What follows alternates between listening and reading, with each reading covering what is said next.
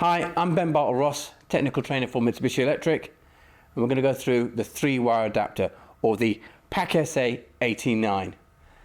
What's in the box and how it works. Inside the box we've just got the adapter itself and some instructions. With the 3-wire adapter we're going to connect that into the Mr. Slim unit.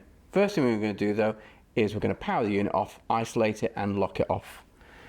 Then we connect the 3-wire adapter into CN32 on the indoor board.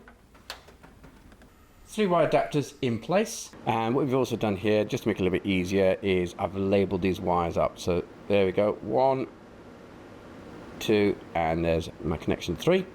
If I make the connections across 1 and 3, the unit will be off and it's prohibited from being switched on, so it comes up with that prohibit sign. If I add in that connection number 2, that brings the unit on and you can't actually switch the unit off. The only way of switching it off is via that 3-wire adapter.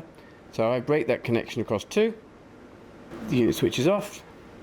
Break the connection across 1 and 3, I have now got control over the controller again if I want it. Be aware, if you make the connections across 1 and 2, it does absolutely nothing, so just be aware of that. So hopefully that explains how the 3-wire adapter works. Thank you.